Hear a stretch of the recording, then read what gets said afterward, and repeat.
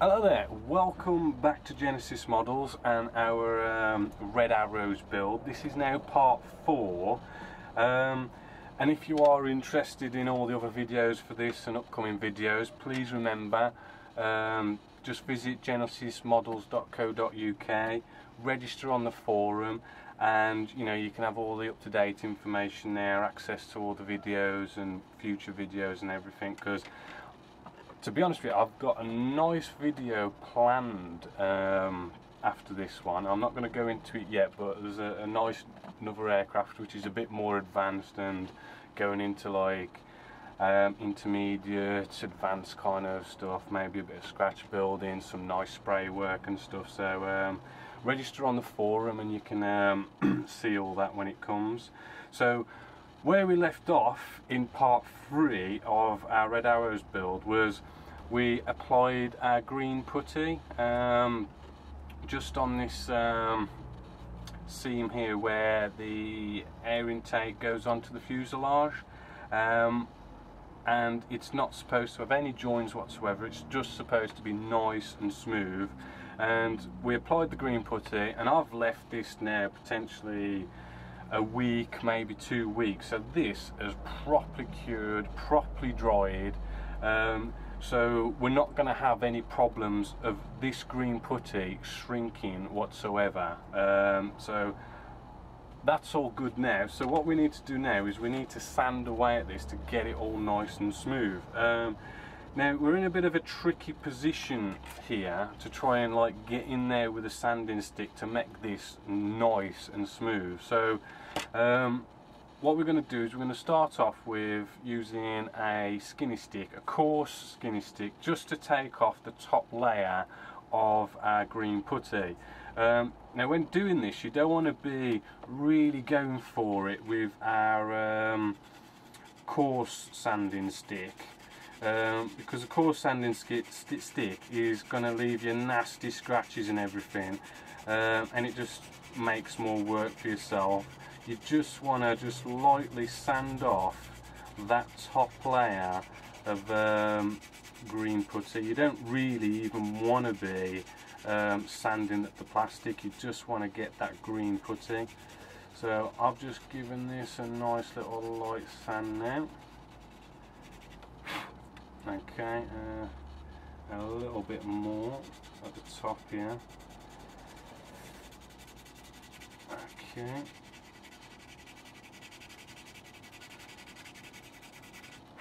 Right then if you turn these skinny sanding sticks over, you get like a medium coarse gritness. So we turn that over and then we start sanding away at this. And we're basically just working our way through the different grades, the different grits, slowly getting to the point where we're polishing this up. Now, because I've gone down to like the next grit, like a medium grit, we can get a bit more rougher, we can kind of press down a bit more, sand at it a bit more, start sanding away at the plastic. As well as the green putty, to really start to shape this up to a nice smooth finish. Okay. Now the thing is, I'm sanding away at this now, and it's quite possible that we're not gonna get our nice smooth finish that we want, right? It's quite possible that we're going to have to come along and give this another slight fill and give it another sanding as well. However, the second stage you might want to come in and use your Mr. Surfacers, because you're probably talking like minor kind of seam lines and stuff to kind of sand out. Right then,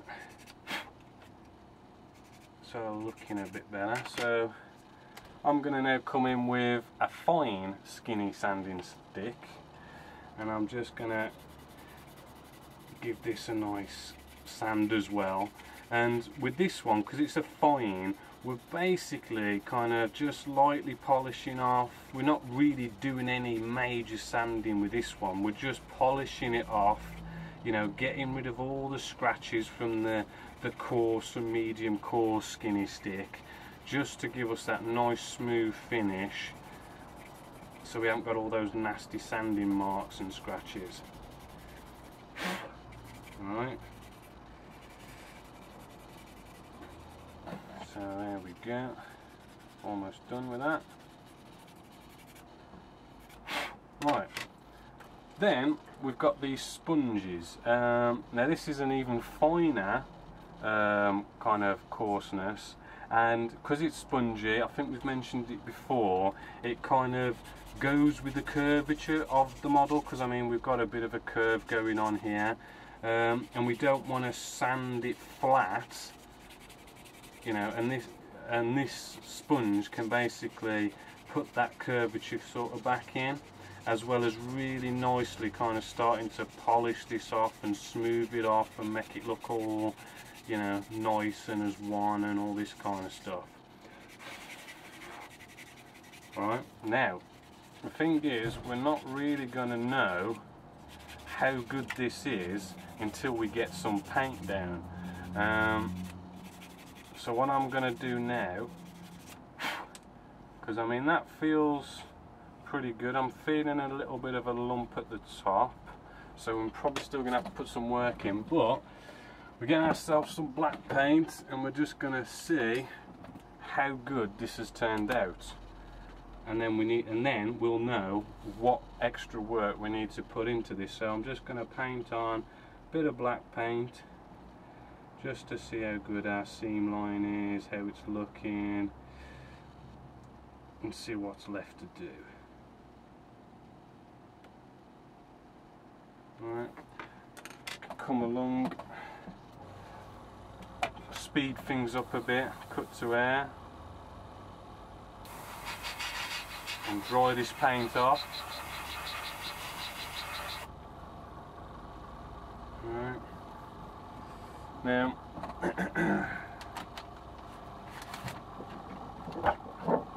I don't know how well you can see that,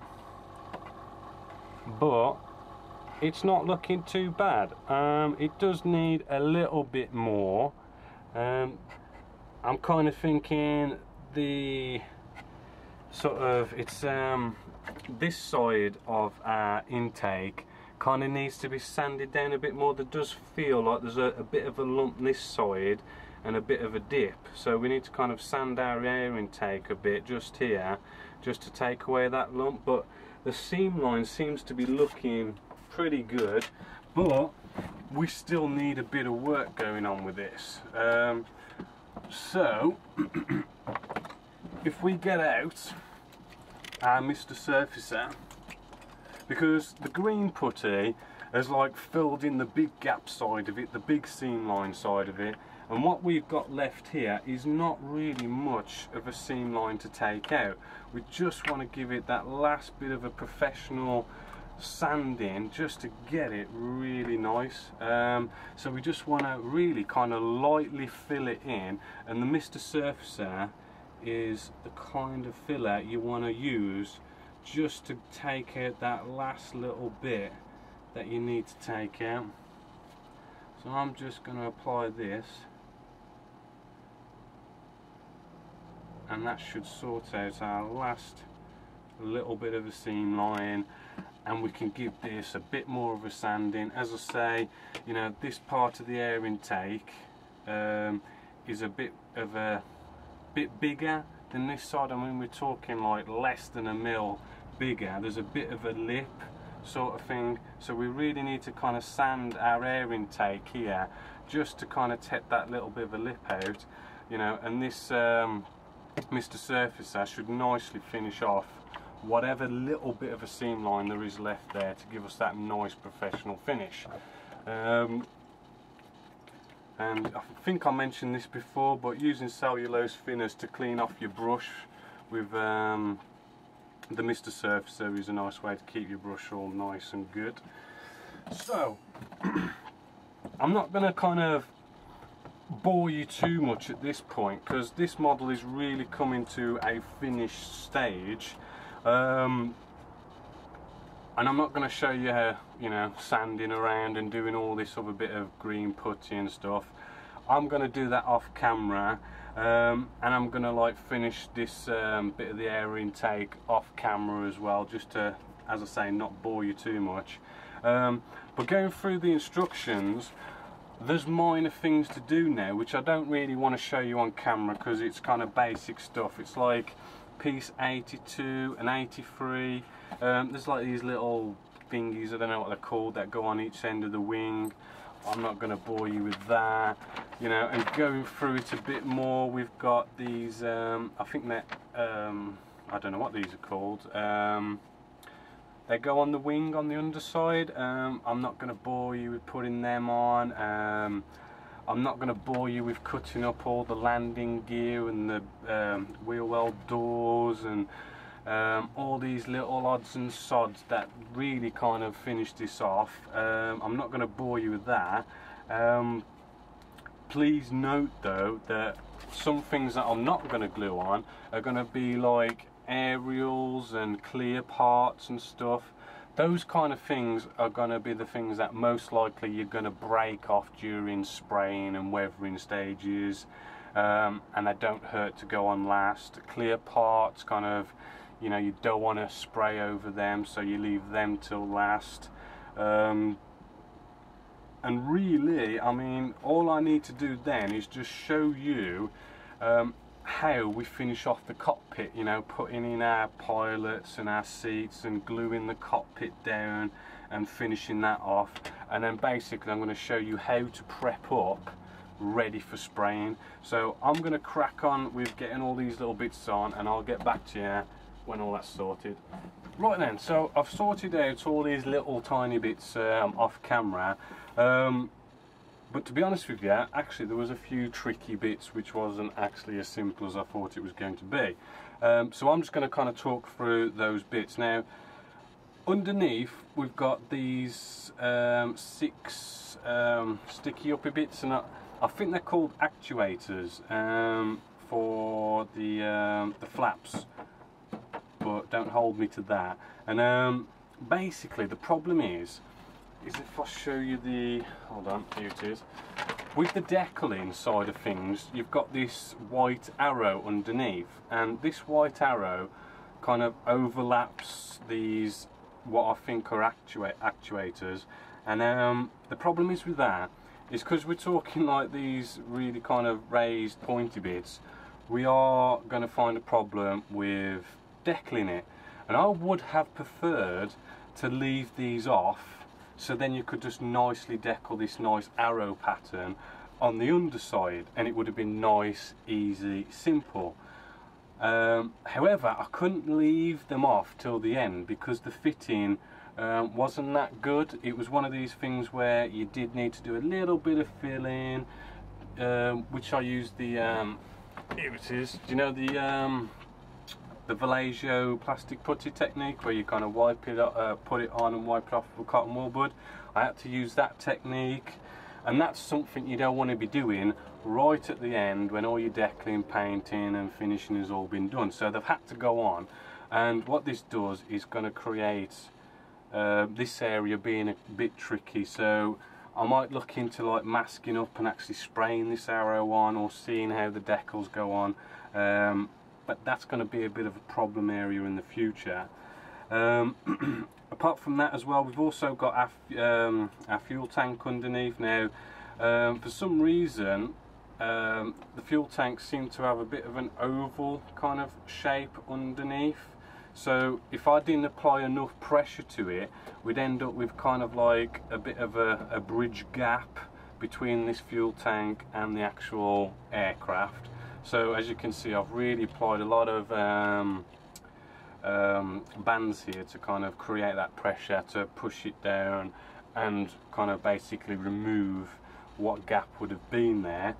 The other thing as well, again, another thing that I'm not sure what it's called, but on either side of the wing here, you've got this like another, you know, excuse the expression, but a pointy bit, and it was a piece that looked like a hook. That didn't fit at all. You had to kind of like chop it down to size and kind of hollow it out a bit more so it would actually fit onto the wing, and then that needed a bit of filling as well. So that was a bit of a problem area.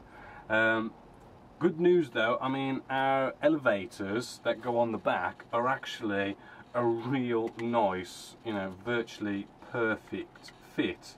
Right, you just stick them on like that, they're nice tight, they're nicely in position, no problems at all with this. So what I'd recommend is, because it's such a nice fit, we know that when it comes right to the end, we can easily glue these on smack bang right at the end, which means it makes things a lot easier, because then we can come along with something like these, some tweezers, and hold it like this, so we can spray this separately, you know, and we've got all this nice access, because I mean we've got decals and everything that goes around here and whatnot, so having these on just makes it a little trickier. But if we have them off, it just makes it easier for decaling and spraying and weathering if you were going to do like washes and all that kind of stuff. So that's nice to know. What else was there? That was basically it. I mean, I've done all the landing gears all cut off. I'm going to show you how to prep up for spraying in a sec. But there was one other thing, if I can find the piece, which we're going to work on now, is the cockpit area. Is getting all the cockpit, all our piloting there, canopy on and everything. But you've got this like blanking panel that kind of blanks out between the pilot and our navigator. Now the problem is, if you kind of look here, you'll see that there's no blanking panel, and it just looks a bit strange, because you can just see, you know, right through, and you probably see like the navigator, the co-pilot's feet or something like that. Even with putting the ejector seat in, I mean, you probably can't see it on camera, but I can see there's this nasty gap, and it just doesn't seem to look right. So what I'm going to do is I'm going to get some plastic card, and we're going to cut it to shape and get it to be a blanking panel. Now I'm not going to bore you with that, so I'm going to quickly go off camera now, and I'm going to cut that to shape and whatnot, and I'll show you how that looks in a sec. Right then, so I've now done a little blanking panel just here, separating the cockpit and the co-pilot. So now when I put this on, we should have a bit of a more kind of better looking cockpit area. So, well, actually, first off, what you want to do is we're going to take our original colour, which is Vallejo 71049 Model Air. And what we're going to do is I'm just going to whack this in neat. The reason why I say neat is because we've got this little tiny piece here, you know, and this Vallejo, you can spray it neat, but personally I'd only spray it neat on small pieces. I wouldn't like spray an entire aircraft with Vallejo. We're just going to hold down position. Just want to spray the underside really, because we're going to paint the top side. It's just getting on the underside will be a bit tricky to paint where we've got all our detail already in there. So I'm just quickly spraying this, cut into air to dry it, not really kind of messing about really. There's no need for anything kind of special really, because you're not really going to see it. It's just kind of like just tidying it up sort of thing. So I'll put that aside, and I'm going to put it into position. Okay, a bit of Tamiya extra thin cement, both sides. Needs a little help pushing down.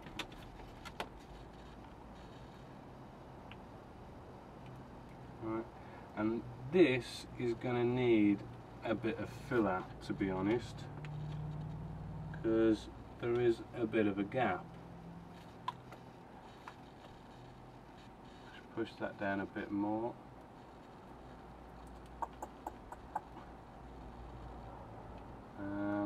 Right, here we go. I'm going to put a peg on here just to try and help this push together and try and remove that gap. Try and remove the gap as much as possible so we don't have to do as much filling. But this is a bit of a poor fit from Airfix, so what I'm going to do now, we're going to cut away, going to let this kind of dry, and then we can get down to like doing our final bit of painting, final bit of weathering, and we're going to start whacking all our toilets and ejector seats and canopy all nicely together.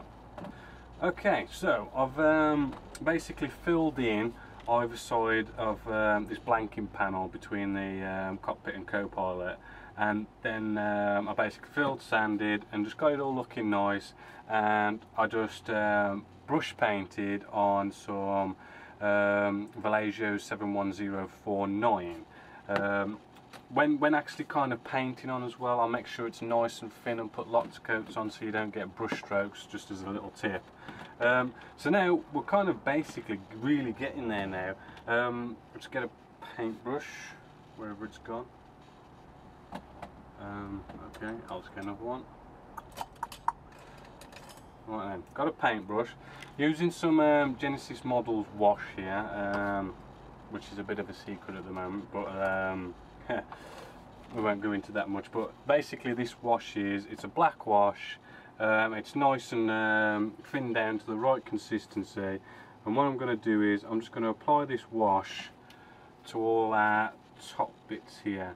This is just so that it's not just inside the cockpit that looks weathered, but also the top part of it, which we've just painted, is also going to look weathered, so it looks you know, not like you've left it nice and weathered inside, but then you've left it all flat and plain on top. So we need to weather this as well. Okay, so I'm just going round with a paintbrush and making sure we just get weather, this wash everywhere. Okay, so there we go. A little blow just kind of gets rid of any of those kind of bubbles that have kind of cropped up while applying it, or while shaking the pot or something like that. And really you can then kind of like, we'll clean off this brush, right, get some kitchen roll or something, and we're just gonna kind of dry the brush a bit. You know, it's still slightly damp, but I mean it's kind of dry, so anywhere on here where the wash has gone that's maybe a bit too heavy that you don't like, you can just bring in your brush and like suck up any areas that are just a bit too much, that you don't want it to be that weathered or something, and the brush will suck up the wash and you won't get those big kind of pools of wash anywhere. Okay. And then what we want to do now is we want to let this dry, but I want to speed it up, so I'm just going to cut to air with an airbrush and just dry this wash down. Okay. Now the problem is, I mean, this cockpit is, well, let's face it, I mean the details are pretty crap. Okay, so I mean, I don't think any amount of techniques is really going to get away from the fact that it's just bland anyway.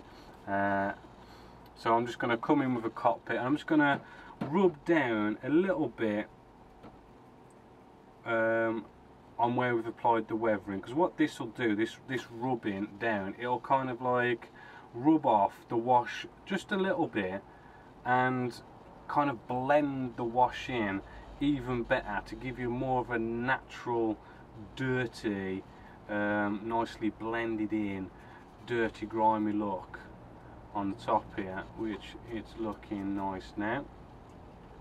It's given that bit more of an edge, because I mean washes, you know, they can kind of leave watermarks, they can pull up in places and stuff, and when they're dry, you know, it's not quite what you wanted, but this cotton wool bud will just blend it all in nicely. Just make sure you got it where you want it, where you don't want it, And the cool thing is with this wash as well, I mean, you know, if you lick the bottom, well, if you lick the bud or you moisten the bud and wiped it, you can literally wipe it all away and start again, which is a good note. So that's looking, you know, just a bit grimy, but as I say, I mean, the detailing with this kit is a bit bland, so you know, we can't perform miracles unless you want to kind of scratch build the whole thing or buy aftermarket parts or something like that. So we're all good there. And there is one note, is that the rear ejector seat is too tall, okay? Because what happens is we stick our ejector seat in here and then we can't get our canopy to go on because it's too tall. So we need to trim off the bottom of these. So just simply cut it away. I mean, you know, however you want to cut it, you can sand it, cut it, you know, just chop the bottoms of these off so it fits, which it doesn't seem to say anything in the instructions about doing this, which is strange, because I would have thought Airfix would have noticed something like this, but there we go. And the same the other side. Okay, almost there. Okay, so then we need to test fit this and make sure it's actually fitting now. Right, and that's fitting now, it actually goes down. So what we can do now is we can get all our pilots and everything and really start bringing this alive. So I'm just going to start sticking in the first cockpit ejector seat here. Bit of extra thin. I mean, you can use super glue if you want, but to be honest with you, you don't really want to put super glue anywhere near your cockpit, well, your canopy should I say, because it mists it all up and it goes nasty and funny, so you don't particularly want to do that.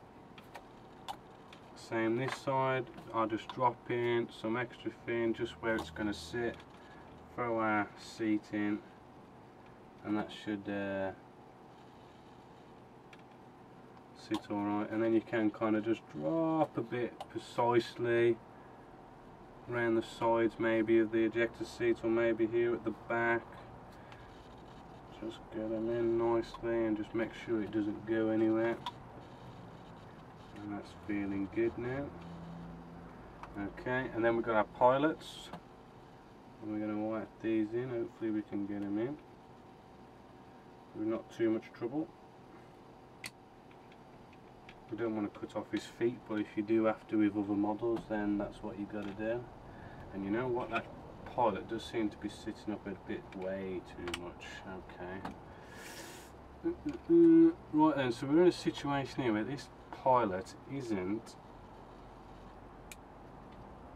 Okay, ah, there we go, that's just popped in there. Check it, make sure it fits, which it does. We're all good. And actually that pilot's kind of just naturally kind of popped in position somehow. But sometimes you might have to cut the legs off, as I said. Right, let's try the next pilot. Get this one in all nice and tight. Hopefully we're not gonna, I think we're almost there. Okay, check fit, make sure it's all good. We're all good. Okay. Bit of glue to make sure he holds in position. Make sure he's not bouncing around in the cockpit once you've had it all glued together. Okay.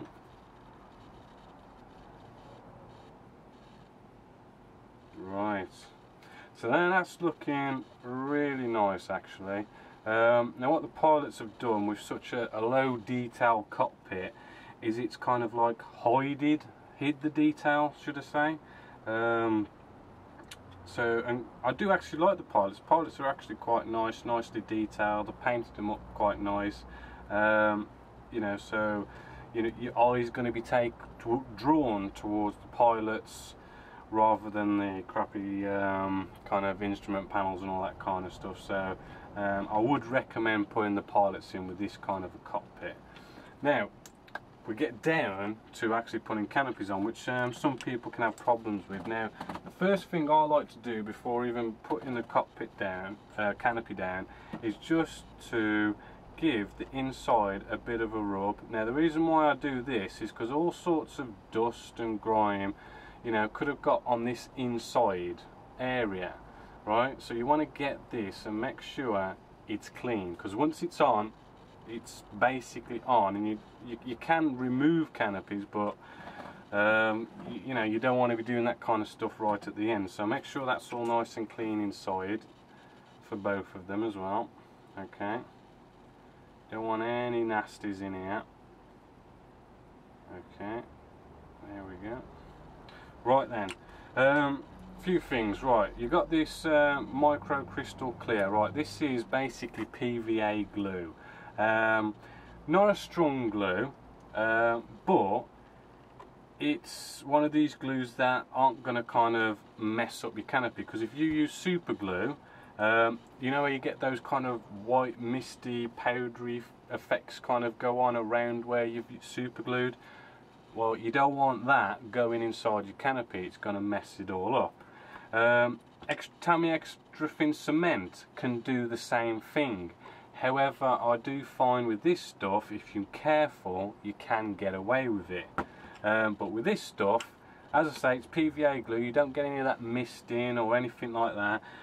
It dries crystal clear, so, you know, if you do kind of get a bit on the actual canopy, it's going to dry nice and clear, so you shouldn't really notice it as much, but it's not very strong.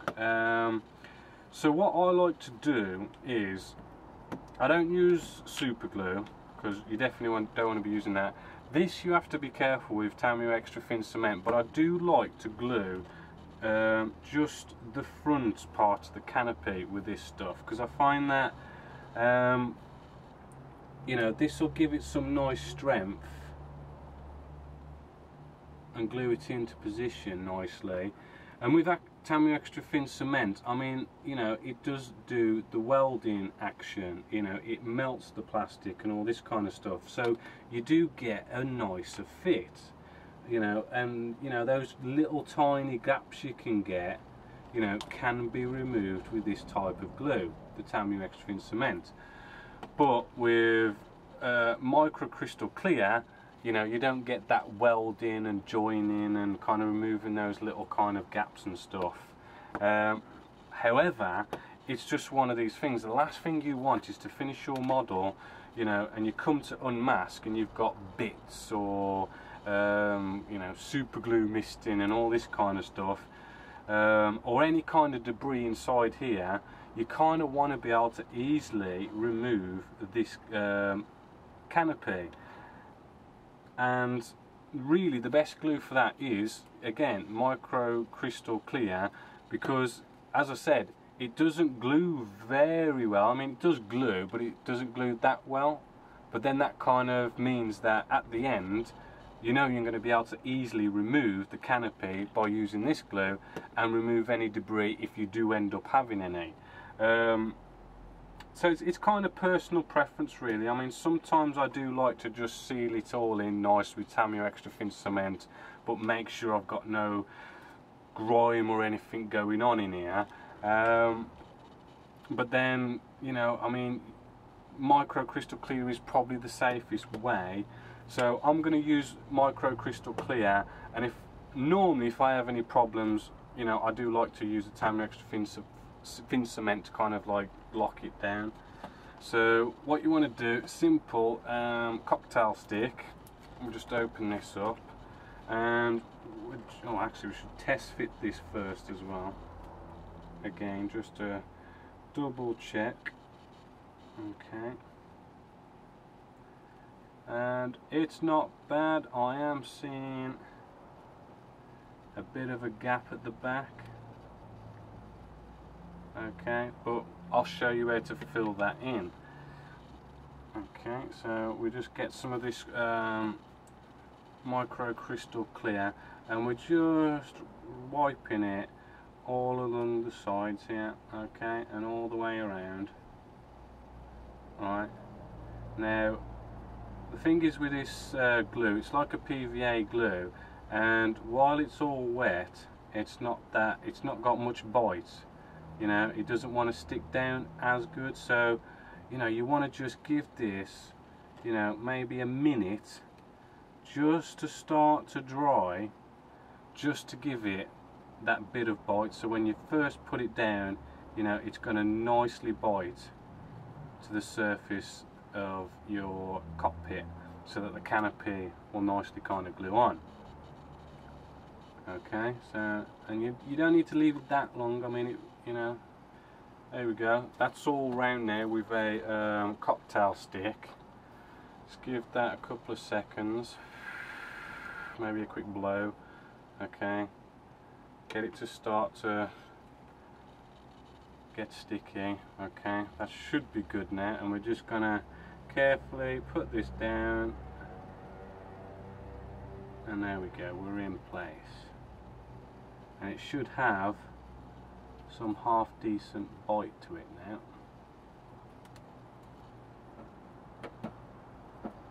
Okay, now the next thing you want to do, cotton wool bud, because you might have had some of this glue just spurt out the sides, like I've just got here at the front.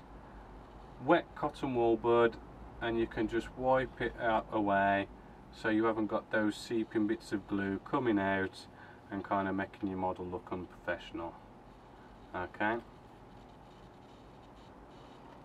so that feels good, but looking around it, I'm seeing a little gap here and there, because I mean, you know, sadly Airfix does seem to like gaps.